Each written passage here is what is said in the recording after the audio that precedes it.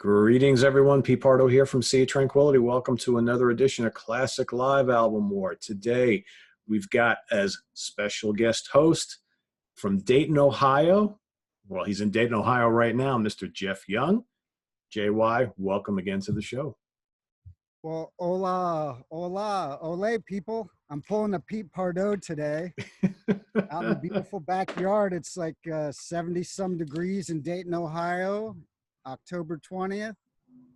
Can't complain. Happy Halloween, everybody. That's right. Coming up. That's coming up. I was just telling Jeff before we went live that I would have reciprocated and sat outside too, but it's raining here in New York. So see what you got to look forward to coming home shortly, you know? Yeah. So well, I got a lot to look forward to coming home. No worries about the rain, buddy. There you go. Very cool. So Jeff is joining us for a slew of Classic Live Album War shows here as we finish off round two, just like promised. So for this particular one, we're going to talk about two killer releases. One is actually called Killers, right? Live Killers from Queen, 1978. And the other one, Nazareth Snaz, or sometimes called It's Snaz, right? But Snaz is what I've always called it. That's what we're going to call it today. So Jeff is a big Queen fan. So I'm going to let Jeff talk a little bit about the Live Killers album. It was actually their first official live album at the time. We've since seen other archival live releases that predate the Live Killers, which as good, if not better. I think Jeff will probably agree. But the Queen Live Killers, a pretty raucous set with a lot of really, really great tunes from that early part of their career. Indeed, my friend. I actually have that Live Killers here with me. Cool. But I also have the classic 70s Rainbow Queen with me. I'm actually watching it here for Inspirato. Right? I'm a big fan of that Rainbow show. That's barnstorming. I was fortunate that I got to see Queen live, pretty close to the front row. General admission on the News of the World tour. And so I know how they sound live in the room when they're in the room with you, right? And I love the Queen Live Killers. Queen's my favorite band, first off, of all time, so get that out of the way. But I think really hard to capture them live on album. And I love the sound, but I miss a little bit in the production side. Maybe it's a little thin sounding compared to the Rainbow set. For me is just because that's Queen when Freddie had long ass hair. And Yep. They were young and hungry and wearing the vintage Queen outfits. And so for me, that's the best that Queen's been captured live. But of course, this is a fine album. In and of itself, if only for the track listing. Oh, the track list is killer. Just Brighton Rock on its own, Brian May's solo, is worth the price of admission, I'd say. 12 minutes and change, right? Yeah, I agree with you. I think the track listing is phenomenal on Live Killers. And I also agree with you. I think that the production, the sound of it, not quite as polished. We talked a couple of days ago about the Wembley live album from '86, and that's a great sounding live album.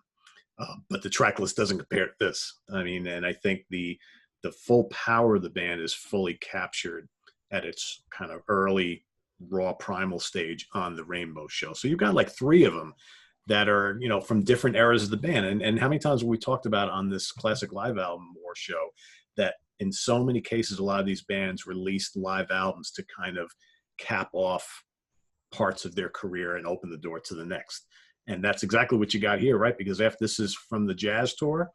And then after this, you've got the follow-up album, The Game, right? Which was kind of like Queen moving into the 80s, right? So a good album, but a really good live album, actually. And I think as far as like an official live Queen album to kind of cap off the 70s for them, I think it's a really good one. So I don't know, what are some of your other favorite tracks on here? There's a lot of good ones on here. Bicycle Race is great. Keep Yourself Alive kills on here, I think. Don't Um, Stop Me Now, brother. yeah, that's quite good. That's quite good. Death on Two Legs. Sheer Heart Attack. Yeah. Oh, how about Let Me Entertain You? That's a great heavy song. It's just good all around. I think it's got a, and then you get, of course, Bohemian Rhapsody and We Will Rock You, We Are the Champions, all that kind of stuff. Couple of the ballads, Love of My Life, 39. Well-rounded album. Well-rounded album. So I dig it. I I dig want it. to mention, since you mentioned that it was recorded on the Jazz Tour, as I'm clicking on that here, that's a hugely underrated Queen album. I don't know if the mainstream sheeple thought it was a jazz record or what happened with that, but I mean, Fat Bottom Girls is on there. Yep. You know? Yep. And Bicycle Race, of course. But people of Don't Stop Me Now's on there. Yep. And if you haven't heard the isolated mix of Freddie Mercury's vocal on YouTube, check that out. Yeah, it was amazing. But a track I've been playing a lot on the radio show, maybe folks missed it, More of That Jazz. I think it's the last track on the record. Great tune. So heavy and cool. Yeah, Roger sings that, right? Is that a So Roger heavy and song? cool. Yeah, So it's a good one. love the Queen album, but coincidentally, and pardon me for taking the segue away from you, but and I don't, maybe it has something to do with why you chose Nazareth in this battle, because I think that I recently picked up that vinyl in your neck of the woods, in our neck of the woods. Yep. There's still a mom and pop record store just close to where we live in Edgewater, New Jersey, and went there one day, and they had so many out of print albums. I got some cool out of print Alan Holsworth, got the Stars, Violation, that was fun find. There was the Nazareth, and I didn't even ever know that album existed before.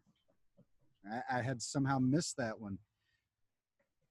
I grabbed it just intuitively, and I took it home, and I'm blown away. It's a good one. Now, talk about the production going the other direction. Wow, this album sounds phenomenal. I don't know if I'm getting the extra vinyl boost or not, but I agree with you. I think it's his voice. Oh, Dan sounds great on this album. Hell yeah. Gravelly Dan McCafferty, man. Yeah. Good stuff. I agree with you. I think it's a better sounding live album.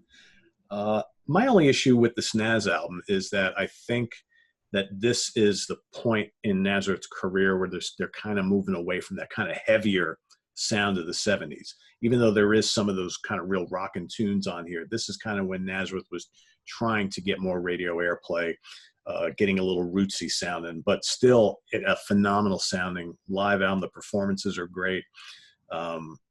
Christ, you got the Telegram on here opening the show, which is awesome. You got Razmanaz, This Flight Tonight, Beggar's Day, God, Holiday, Dress to Kill, Hair of the Dog, a great Expect No Mercy on here. Shapes of Things, which is really good. Love Hurts, Tush. I mean, all sorts of really good stuff on here. It's just it's a fun live album. It's a good one. It's a good one. And again, bridging the gap to 80s music for Nazareth with a little bit of change from stuff they did in the 70s. So both of these kind of signal the next era of each band. So, but I think they do a really good job. So Jeff, we've come to that time in the show where it's we each got to pick one, too. right? The album is heavy. Yeah. And I mean, for me, it's a 2-album set. Yeah. And if you get a chance to look at the album, the photo sleeves are awesome of the band, the picture of Manny. That's the one with the smoke behind him, right? The red, yeah, that's awesome. Red and the smoke behind. I took a picture and sent it to you the day I bought the album because it was such a cool, cool photo. Yeah, I got to see Nazareth live as well. I forget, did they open for Blue Oyster Cult or Nugent? I was front row, right in front of Manny, and they open with Razmanaz, Mm-hmm. and that's a riff that's from that one time hearing it, because I'd never owned the album. I never forgot it, and I thought that was one of the most badass riffs. Agung, agung, Da. agung, agung. And it came off so heavy and Yeah, so bomb live. I'm a huge Nazareth fan, and I'm glad I found that album, because it's kind of rekindled my affinity and my affection there you go. for the There you go. Nazarene boys. So you trying to say that you prefer the Nazareth album over the Queen album? Man, that would be. This is as this is near brutal as the Tommy Bolin Jeff Beck duel. We invite Sea of Tranquility watchers to go back if they missed that one. That's That right. was an epic knockdown drag out battle. But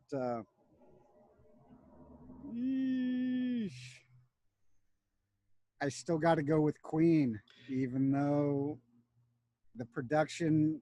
But I love this Nazareth album. But I got to get Queen through, people. Yeah. I'm going to agree with you here. I love the Nazareth album too, and I'm a big fan of the band, but this is Queen after all. And this is Queen in the 70s, and not many bands are going to beat this, in my opinion.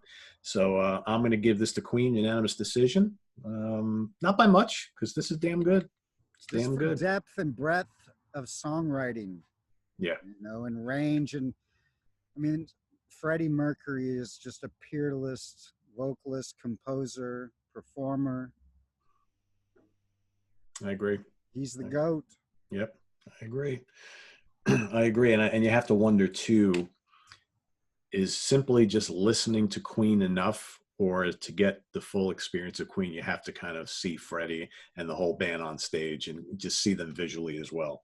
And that may be part of the reason why we may have a couple of slight reservations about this too, because I don't know. I guess I've seen so much. I've never seen Queen with Freddie like you have. But I've seen so much live footage of Queen with Freddie that it's almost like that's just ingrained in my head that to experience Queen, you have to be watching them as well, right? And Whereas, that's the bonus, like with the Rainbow Show, it's available on DVD so people can go see them yeah, and their earliest, when they were hungry and dressed to kill. yeah, that Rainbow Show is fantastic, Mm-hmm. fantastic. I mean, just for March of the Black Queen, it's, And I'm great glad stuff. we're talking about the Nazareth album, because again, like me, most people probably miss that, and that's a unsung gem that doesn't fall short by much. Yeah, I agree. Because again, they didn't release a live album in the 70s, right? So this was in the beginning of the 80s, and how many people kind of maybe stopped listening by that time? So who knows? So yeah, but if you haven't caught this one, check it out. It's real good. But Jeff and I are both going to go with Live Killers, and you know how you guys got to vote. In the upper right-hand corner, you're going to see a little white circle with a letter I. Click on that. You vote for Nazareth or Queen. Also go on our Facebook page. You can vote there as well. In 6 days, I will stop the count, and the winner will advance into round 2 as we're finishing up round 1 of this classic live album tournament. So thanks to Jeff for joining us on this episode. He's not going anywhere, so don't touch that dial. Jeff, look at that. He's drinking some kind of juice in a Sam Adams glass. That's a great glass, by the way. Cheers. All hail the Queen, people. Apple cider. There you In go. the Halloween spirit. Jeff, any news you want to relate to our viewers on kind of what's been going on with you lately? Hopefully everybody checked out In the Flesh. Yeah, just invite people. It's been a while since I dropped a single. Seem to take my time, mostly inspired by financial constraints, but got a new single out last week. I hope everyone will check it out.